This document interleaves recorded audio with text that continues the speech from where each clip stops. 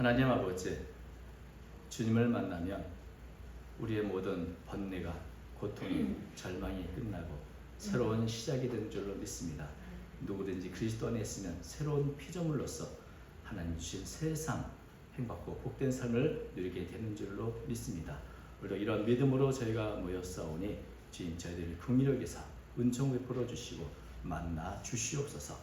아버지 하나님, 귀한 찬양을 통하여 영광 돌리옵는 새로운 찬양자들을 격하여 주시고 일상생활에서 주님과 동행하며 주의 영광과 은혜를 다른 이들에게 전해주는 축복의 통로요 은혜의 통로로 사용하여 주시옵소서. 또 마음에 손을 갖고 기도하는 모든 기도마다 응답하여 주시기를 간절히 빌곤합니다. 오늘도 힘이 부족한 중에 주의 말씀을 들고 섰습니다. 우리가 말씀을 통하여 우리 자신을 바라보게 하시고 살아계신 하나님, 치유의 하나님 바라보는 귀한 한 시간 삼아 주옵소서. 부족한 종을 사용하여 주시고 나올 때에 모든 것을 살아계신 예수님의 이름으로 기도하옵나이다. 아멘.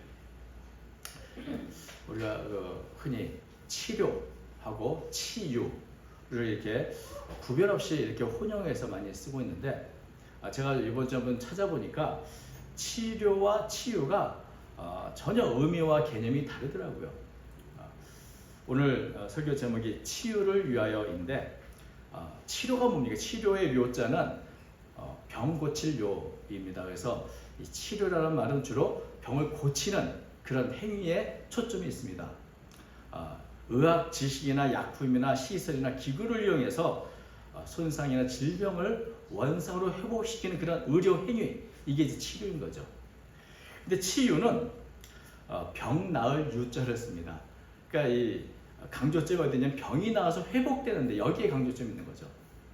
그래서 물론 치료를 통해서도 치유가 일어나기도 하고, 치료받지 않아도 또 의학적인 어떤 처치를 하지 않아도 뭐 운동을 통해서나 자연적인 현상을 통해서 이런 손상, 질병이 원상태로 회복되는 거, 이게 바로 치유라는 겁니다. 그래서 이 치유라는 단어는 치료가 조금 더 폭넓게 사용이 되죠. 뭐 물리적인 어떤 치유뿐 아니라 정신적인 거, 정서적인 거, 영적인 거, 사회적인 거, 공동체, 뭐 여기에도 다 사용될 수 있는 것이 바로 치유이죠.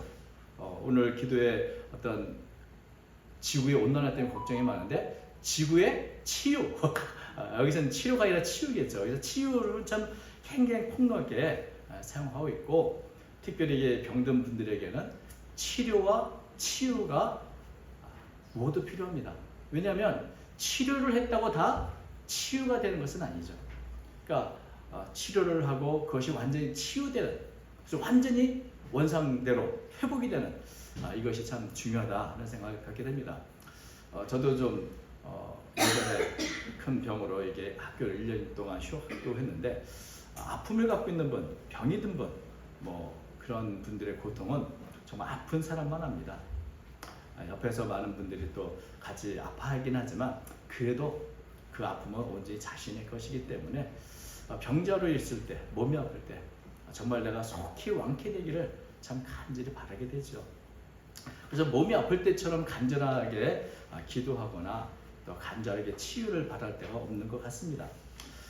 특별히 불치병, 고치기 힘든 병이라 이런 병에 걸린 분일수록 만약에 병을 고칠 수 있다, 완전히 치유될 수 있다, 이런 그런 소식을 듣는다면 그것처럼 기쁜 일이 없을 것입니다.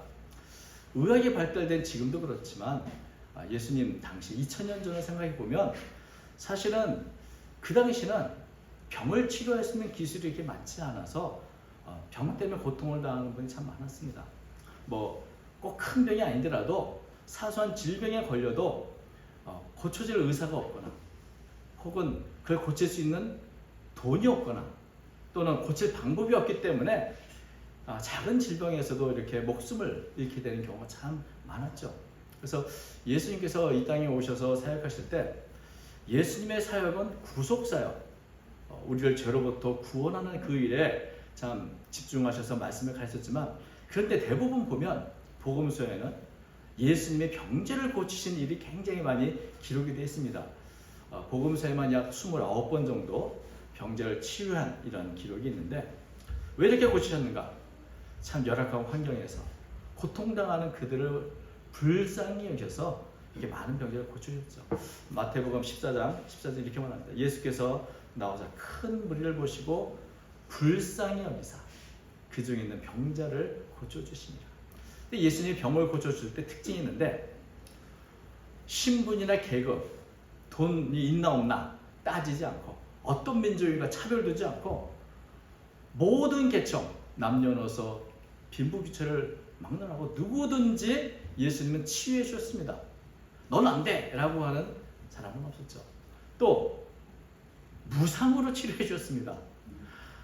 누구든지 예수님은 무상으로 치료해 줬고 심지어는 제자들에게도 그런 치유의 능력을 주시면서 거저받았으니 거저주라 이렇게 말씀하신 적이 있습니다. 그래서 무차별, 무상의 이 치유 때문에 예수님이 가는 곳마다 사람들이 이 치유를 받고 언제든지 사람이 몰려들었습니다. 오늘 본문도 그 중에 한 부분입니다.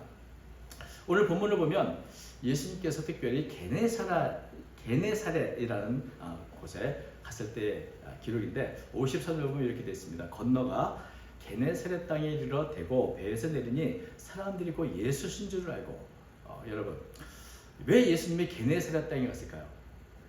우리가 이 마가복음을 6장을 쭉 읽어보면 6장 49절 보면 예수님이 본래 가려고 했던 목적지는 벳세다였습니다. 그래서 제자들 먼저 배 타고 벳세다 가라 이렇게 하셨는데 그 밤중에 폭풍이 일어나죠. 제자들이 힘들어하고 그럴 때 예수님께서 그들과 함께해서 그걸 잔잔하게 하시고 난 다음에 그러다 보니까 본래 가려던 벳세다에 도착하지 않고 다른 곳 게네사렛 땅에 도착을 하게 된 겁니다. 그러니까 원래 의도한 것이 아니고 목적지도 아니었죠. 근데 이 게네사렛 땅에 내리니까 사람들이 예수님이 오셨다. 너무나 뜻밖의 예수님인 걸 알아본 사람들이 어떻게 합니까? 55절 그 온 지방을 달려 돌아다니며 예수께서 어디 계시다는 말을 듣는 대로 병든 자를 침상째로 메고 나왔다. 그러니까 예수님이 오셨네. 그래가지고 여기 보면 예수님이 중심이시지만 사실은 막 움직이는 여러 사람들의 모습이 보입니다. 특별히 이게 달리는 사람들, 그 온 지방으로 달려 돌아다니는 사람이 왜?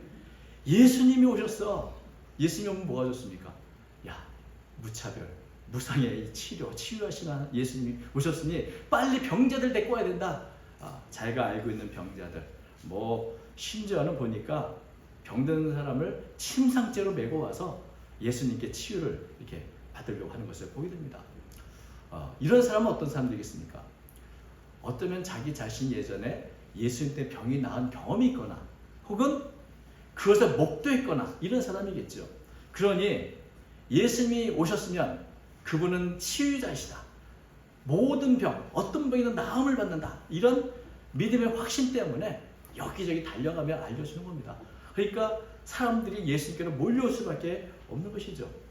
저도 참 이런 분들 때문에 곤란을 겪은 적도 있습니다. 중국에서 우리 선교사 사모님 한 분이 한의학에 정통하셨고 침을 놓고 이러시는데 농촌에 아주 깊은 산골에 갔을 때 이상한 소문이 났습니다. 북경에서 훌륭한 의사가 왔다는 소문이 나가지고 사람들이 몰려오는데 우리는 사실 숨어서 일을 하지 않습니까? 근데 너무 많이 사람이 몰려가지고 할 수 없이 그날 밤에 도망을 쳐야 했다.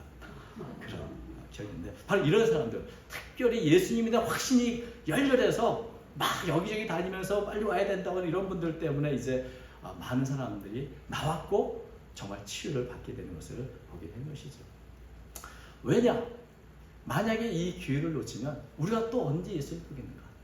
사실은 여러분 병상에 누워있는 병자를 데리고 예수님 있는 곳까지 가기가 쉽지 않습니다. 그런데 때마침 우리 동네 오셨으니 이때가 기회가 아닌가. 이걸 놓치면 안 된다. 그래서 어떻게 하든지 그 병상에 째라도 데리고 와서 병을 고치도록 하는 것을 보죠. 어떤 면에서는 이분들은 예수님이 우리 동네 한번 왔으면 좋겠다. 이런 간절한 소망을 갖고 있었는지도 모릅니다. 하필이면 길을 항로중을 해서 이렇게 게네사렛에 온 것도 특별한 은혜이고 특별한 섭리라고 볼 수 있는 것이죠.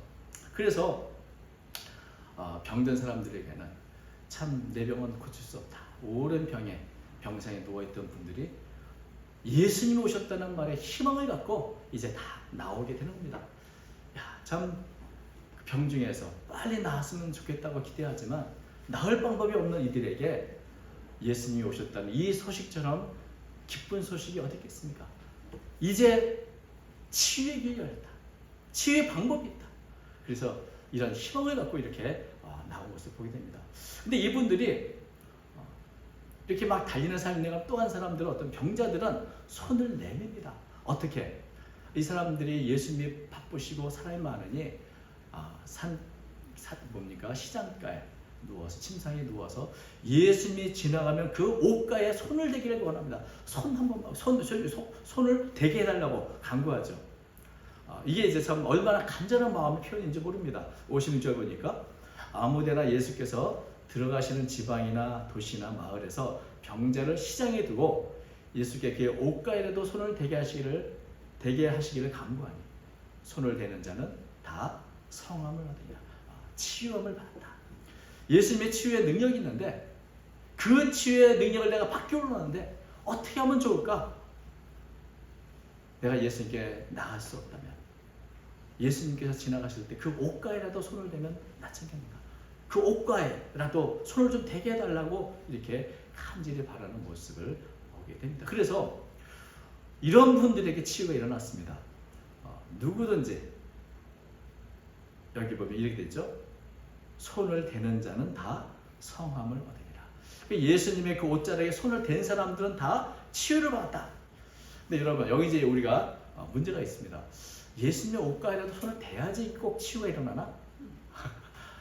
여러분 우리가 이제 성경에 보면 하나님의 손을 통해서 접촉하고 만짐을 통해서 기적의 역사 또 치유 역사 일어나는 경우가 참 많이 있습니다. 그리고 그 당시에 많은 사람들의 믿음은 이처럼 예수님이 만져주시면 예수님의 옷가에 손이라도 대면 나는 나아물겠다. 이것이 당시 아주 일반적인 믿음이었죠. 우리가 마가복음 또 앞에 있는 5장 25절 보면 잘 아시는 이야기가 있습니다.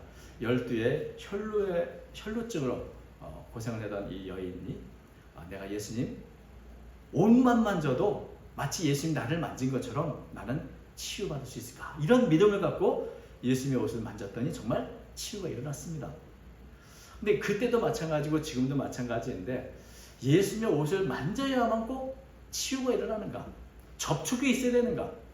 여러분 우리가 성경을 보면 예수님께서 이렇게 병자를 고치실 때 많은 부분에서 이렇게 만져주시고 접촉을 했습니다. 문둥병을 걸린 사람에게도 만져주시기도 했고요. 그렇지만 만져야고 접촉을 해야만 치유가 일어나는가?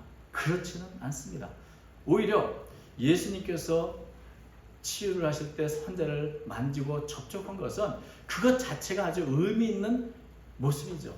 내가 너를 사랑한다는 사랑의 접촉이기도 하고 내가 너와 함께 한다는 어떤 이런 모습에 어떤 상징적인 어떤 의미가 있는 모습이기도 한 것입니다. 그래서 때로는 이런 만짐을 통해서 환자들의 마음이 어떻게 됩니까? 사랑을 느끼고 또 하나님께서 나를 알고 계시다는 그런 어떤 마음의 변화들이 일어나기도 하는 것이어서 마음을 치유하는 방법으로 이렇게 만지는 것도 있는 것이죠. 근데 이건 어디까지나 이런 만짐과 접촉은 상징적이고 교육적인 것이지 이런 꼭 접촉이 있어야만 치유가 일어나는 것은 아닙니다. 성경을 보면 예수님을 만지지 않고도 심지어 만나지 않고도 치유가 일어나는 경우를 많이 볼 수 있죠. 마태복음 8장 5절에는 백부장 이렇게 말합니다. 내가 예수를 감히 우리 집에 오라고 말씀 못 드립니다. 그저 말씀만 하옵소서. 그러면 내 하인이 낫겠습니다. 이랬더니 예수님께서는 내가 이스라엘 중에 아무에게도 이만한 믿음을 보지 못했다. 아주 극찬하시면서 그 하인을 낫게 해주신 사건도 있고 또 마가복음 7장 24절에는 수르보디게 여인이 딸이 귀신 들려서 고쳐달라고 왔을 때 그때도 그 딸 만나보지 않고 니들 편안히 가라. 네 딸이 고침을 얻었다고 말씀하셨고 또 요한복음에도 4장 46절에 왕의 신하를 그냥 말씀으로만 고치신 기록들이 있습니다. 그러니까 꼭 접촉과 만남이 있어야만 치유가 일어나는 것이 아닌데 왜 예수님의 옷자락을 만진 사람들에게만 이런 치유의 능력이 나타났을까요?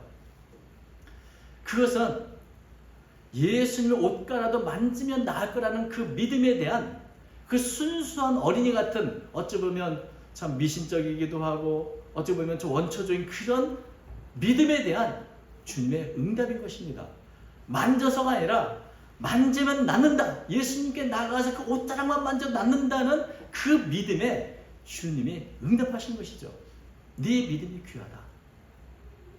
그 꼭 접촉하고 만져서 되는 것은 아니지만, 그러나 그렇게 간절하게 주님만 만나면 이 치유가 일어날 수 있다고 하는 그 순수한 믿음에 주님은 응답해 주신 것입니다.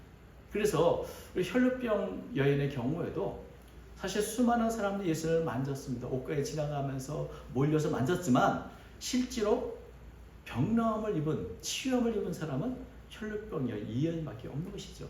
그냥 만진다고 된 것이 아니라 믿음으로 만져야 되는 그 믿음, 그게 귀하고 거기에 응답을 하신 것입니다. 사실 여기 게네사렛 사람들이 행하는 이 행동을 보면 이미 전례가 있는 겁니다. 왜냐하면 병든 사람을 침상째 메워온 것은 이미 그 전에 예수님께서 침상째로 왔더니 중풍병자를 고친 사건을 봤기 때문에 그냥 데리고 오면 되는구나. 이게 믿음의 전례가 있으니까 믿음을 표현하는 거죠. 우리도 그렇게 하자. 또 예수님 옷가라도 만지게 했다는 것을 바로 이 혈루병 여인을 통해서 예수님 옷가만 만져도 되는구나. 그런 믿음들, 사실 이 믿음의 표현은 우리가 어떻게 할지 잘 모릅니다. 그런데 내 믿음, 간절히 낳고 있게 원하는 그 소망을 어떻게 믿음 표현할 것인가? 그것이 때로는 침상째로 오는 것이고, 때로는 내 옷가를 만지겠다는 그 간절한 소망, 예수님 옷가라도 만지게 해달라고 이렇게 간절한 소원으로 나타내는, 참 어떻게 보면 굉장히 서투른 믿음의 표현이죠. 제가 봤던 중국 드라마 중에 하나는 황제의 딸이라는 것이 중국에서 봤는데, 거기 보면 이 공주가 참 평등하게 모든 사람을 대하고자 합니다. 그런데 자기를 섬기는 사람들 머리를 땅에 대고, 중국을 커트로 하는데 땅에 부딪히면서 고맙다 할 때도 그렇고 미안하다 할 때도 그냥 계속 머리를 두들기니까 그것을 하지 마라. 그 머리를 땅에다 대고 이렇게 조아리고 머리를 몇 번 부딪히는 것은 그건 제발 좀 하지 마라. 내가 못 견디겠다. 그런데도 이 하인들이 너무나 고마울 때 또 이렇게 머리를 두들깁니다.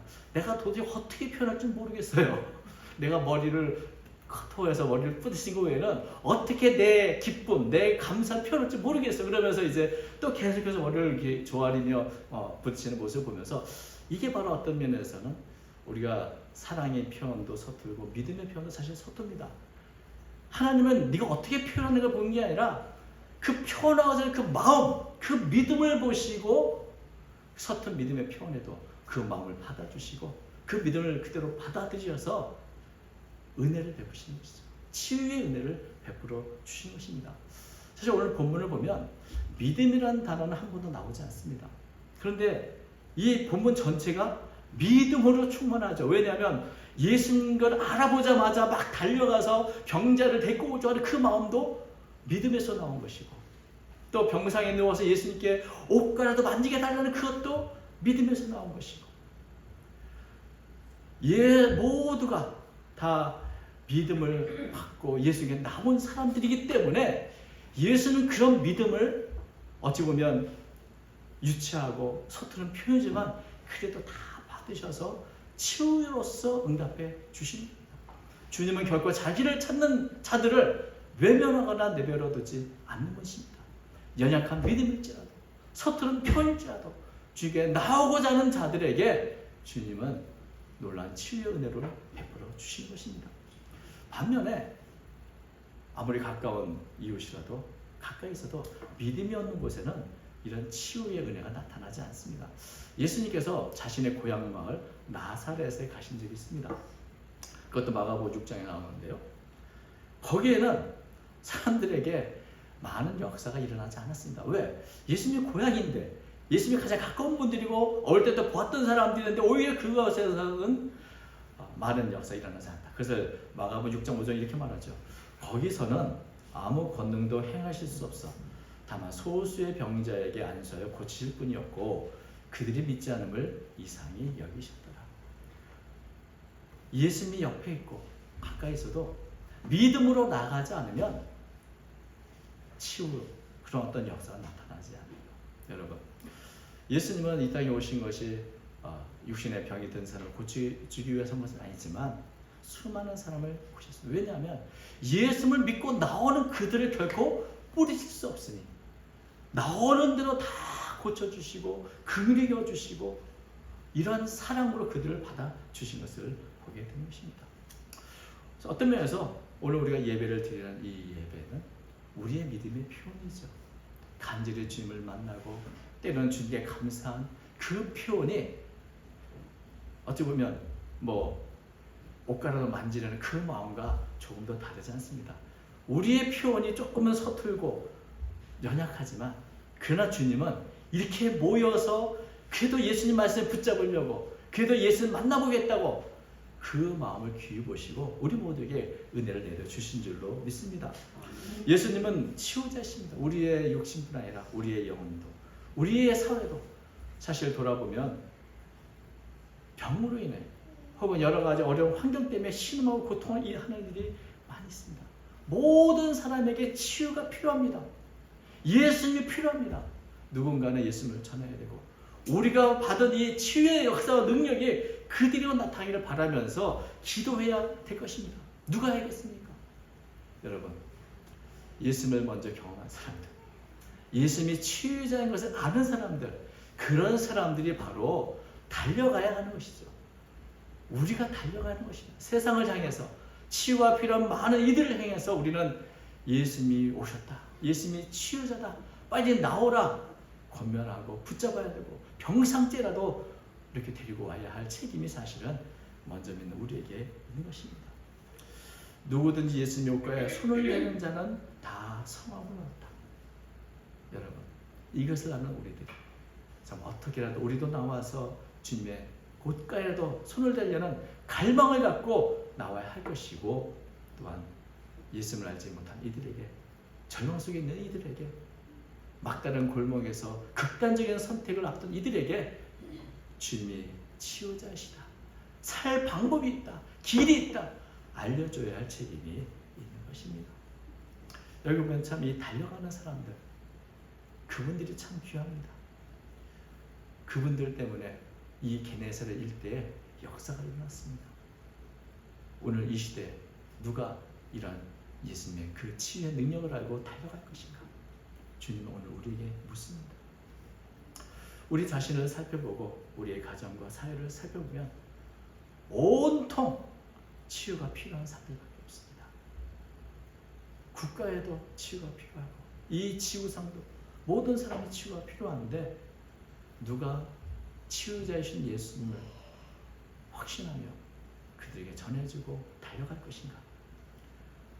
우리에게 이런 책임이 없는가 한번 돌아볼 수 있기를 바라고 먼저 우리 자신이 간절한 소원을 갖고 저에게 우리 자신을 치유해 주시길 기도하고 또한 우리 이웃들을 위해서 기도할 수 있기를 바랍니다. 모든 성도들이 치유자신 예수님을 전하는 그런 은혜의 통로가 되기를 바라고 또한 우리가 온전히 우리 자신이 온전해져서 정말 다른 사람들이 이런 놀라운 은혜와 간증을 갖고 또 온 세상을 변화시키는 그런 쓰임받는 저 여러분 되시기를 주님 이름으로 축원합니다. 기도하겠습니다. 거룩하신 하나님 아버지, 우리들은 연약하고 부족합니다. 어떻게 우리의 마음을 다 표현할 수 없고 우리의 믿음을 표현할 수 없지만 주님은 우리의 있는 그대로 받아주시고 우리의 치유의 능력을 베푸신 줄로 믿습니다. 주님은 치유자이시오니 우리와 우리 가정과 우리 교회와 우리 사회를 고쳐 주시옵소서. 우리가 간절하게 기도하오니 손을 내미는 모든 이들의 손을 외면하지 마시고 뿌리치지 마시고 응답하여 주시옵소서. 우리 사회가 변화되기 원합니다. 아름다워지기 원합니다. 공의가 하수처럼 흘러나오는 주님이 기뻐하시는 사회가 되기를 원합니다. 주님 고쳐 주시옵소서. 오늘도 여러 가지 병마와 싸우며 고통을 당하는 우리 성도들이 있고 우리 이웃들이 있습니다. 주여 치유하여 주옵소서. 그런 말미암아 우리 마음에 참내 기쁨과 마음을 우러나오는 찬양이 넘치도록 인도해 주옵소서. 오늘도 말씀을 듣고 간절한 마음으로 기도하는 모든 이들에게 주님께서 치유로 응답해 주옵소서. 우리 주 예수님의 이름으로 간절히 기도하옵나이다. 아멘.